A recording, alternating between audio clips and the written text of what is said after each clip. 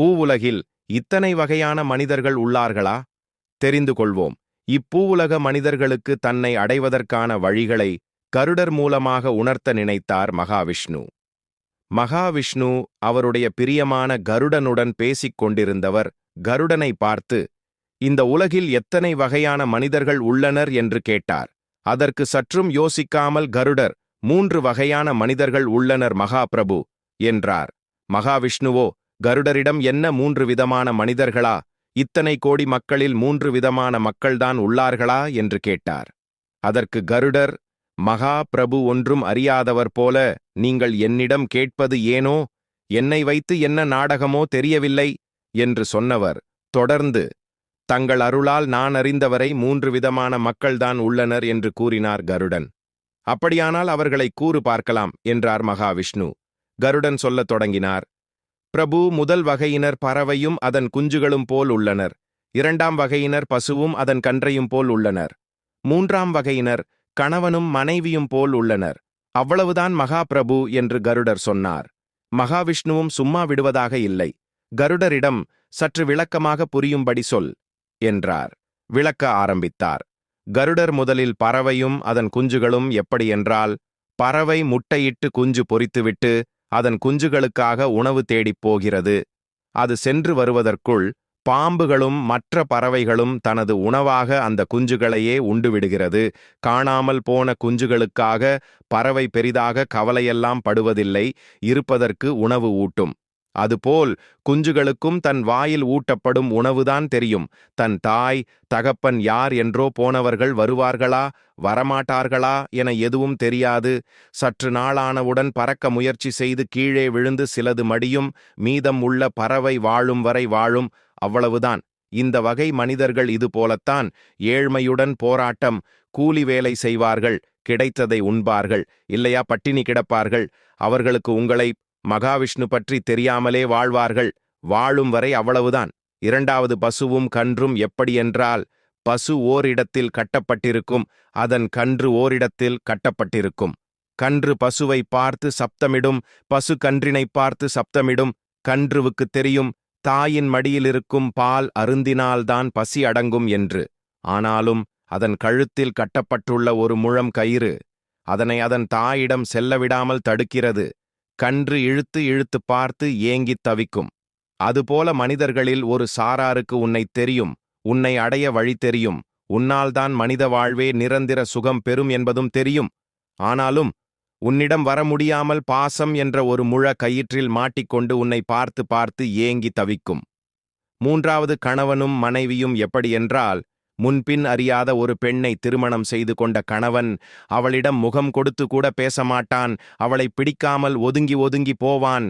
ஆனால் அவளோ அவனை பார்த்த நாளிலிருந்து அவன் நினைவால் இருந்து அவனுக்கு பிடித்த வகையில் உடை உடுத்தி, அவனுக்கு பிடித்த வகையில் உணவு சமைத்து, அவனுக்கு பிடித்த வகையில் தன்னை அலங்கரித்து கொண்டுதான் அவனுக்காகவே பிறந்தவள் என்பதை அவனுக்கு உணர்த்தி அவனை தன் பக்கம் ஈர்ப்பாள். முதலில் ஒதுங்கி சென்ற அவன் ஓராண்டுக்குள் அவள் அன்பில் கரைந்து அவள் செல்லும் இடமெல்லாம் செல்கிறான். அவளை பிரிய மறுக்கிறான். அதுபோலதான் ஒரு சாரார் உன்னை கண்டதில்லை. ஒரு நாள் யாராவது ஒருவர் மூலமாக உணர்த்தப்பட்டு உன்னை காண முற்படும் வேளையில் உங்களுக்கு பிடித்த உடை, உணவு, அலங்காரம் என்று தங்களை மாற்றிக்கொள்கிறார்கள். முதலில் சோதிக்கும் நீயோ எங்களின் தூய்மையான அன்பில் கரைந்து எங்களோடு வருகிறாய், எங்களோடு உறவாடுகிறாய், முடிவில் உன்னோடு எங்களை ஐக்கியப்பட அனுமதிக்கிறாய், நாங்களும் ஆனந்தமாக உன்னோடு கலந்து விடுகிறோம். ஆக இந்த 3 விதமான மனிதர்கள்தான் உலகில் உள்ளனர் என்றார் கருடன். மனம் மகிழ்ந்த மகாவிஷ்ணு கருடனை வாழ்த்தி தன்னுள் ஏற்றுக்கொண்டார். இதுபோன்று கணவன் மனைவி போல் நாராயணனை வணங்கி அவனுள் நாமும் கலந்து விடுவோமாக.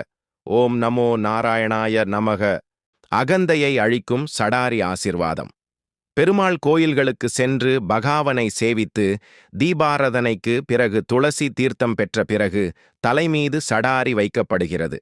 சடாரி என்ன? அது நமது தலைமீது வைக்கப்படுவதன் பொருள் என்ன? நாம் அவசியம் தெரிந்து கொள்ள வேண்டிய முக்கிய செய்தி இது. வைணவ கோயில்களில் பெருமாளை சேவித்த பிறகு பக்தர்களுக்கு ஆசிர்வாதம் செய்ய சடாரி என்ற மகுடத்தை தலையில் வைப்பார்கள். சற்று கவனித்துப் பார்த்தால் அதன் மேல் 2 பாதச்சுவடுகள் பொறிக்கப்பட்டிருக்கும். அதென்ன திருமுடியின் மேல் திருவடி? ஒருமுறை தான் வாசம் செய்யும் வைகுண்டத்தில் ஸ்ரீமன் நாராயணன் சயன நிலைக்குச் செல்ல ஆயத்தமாகும் சமயம் தன்னுடைய சங்கு, சக்கரம், திருமுடி ஆகியவற்றை எடுத்து ஆதிசேஷன் மீது வைத்தார். ஆதிசேஷன் மீது ஒய்யாரமாக சங்கும் சக்கரமும் கிரீடமும் அமர்ந்திருந்தன. ஆனால் அருகிலேயே பாதுகைகளும் இருந்தது அவற்றுக்கு பிடிக்கவில்லை. சங்கும் சக்கரமும் பாதுகைகளை பார்த்து, கௌரவத்தால் உயர்ந்த நாங்கள் இருக்கும் இடத்தில் தூசியிலே புரளும் பாதுகைகளான நீங்கள் எப்படி இருக்கலாம் என்று கேட்டன. இது எங்கள் தவறில்லை, பகவான்தான் எங்களை இங்கே விட்டுச் சென்றார் என்றன பாதுகைகள். பகவான் திருமுடியை அலங்கரிப்பவன் நான், கரங்களை அலங்கரிப்பவர்கள் சங்கும் சக்கரமும். ஆதிசேஷன் மீது அமரும் அருகதை எங்களுக்கு மட்டுமே உண்டு. பாதங்களை அலங்கரிக்கும் கேவலமான பாதுகைகளான உங்களுக்கு இங்கே இருக்க அருகதை இல்லை. உங்கள் வழக்கமான இடத்துக்குப் போய்விடுங்கள் என்று கோபத்துடன் சொன்னது கிரீடம். இதுவரை பொறுமையாக இருந்த பாதுகைகள் கிரீடம் இப்படிச் சொன்னதும் கோபத்துடன், நாங்கள் பாதங்களை அலங்கரிப்பவர்கள்தான், ஆனால் கேவலமானவர்கள் அல்ல. மகரிஷிகளும் தேவர்களும் பகவானின் பாதங்களில் தங்களின் திருமுடிகள் படும்படி நமஸ்கரித்து வணங்குகிறார்களே தவிர உங்களை தழுவித் தரிசிப்பதில்லை. புனிதமான திருவடிகளை அலங்கரிக்கும் நாங்களும் புனிதமானவர்கள்தான் என்று பதிலுக்கு பாதுகைகள் வாதிட்டன. கிரீடத்துடன் சங்கும் சக்கரமும் சேர்ந்து கொண்டதால் தனித்து நின்ற பாதுகைகளால் ஏளனப் பேச்சைத் தாங்கிக் கொள்ள முடியாமல் பகவான் எப்போது வருவார், அவரிடம் முறையிடலாம் என்று கலங்கி காத்து நின்றன. பகவான் வந்தார். அவர் பாதத்தில் கண்ணீர் சிந்தி பாதுகைகள் முறையிட்டன. இங்கே நடந்ததை நான் அறிவேன். என் சன்னதியில் ஏற்றத்தாழ்வுகள் கிடையாது என்பதை உணராமல் கிரீடமும் சங்கும் சக்கரமும் கர்வம் கொண்டு புனிதமான உங்களை தூற்றியதற்கான பாவ பலனை அனுபவிக்க வேண்டி வரும்.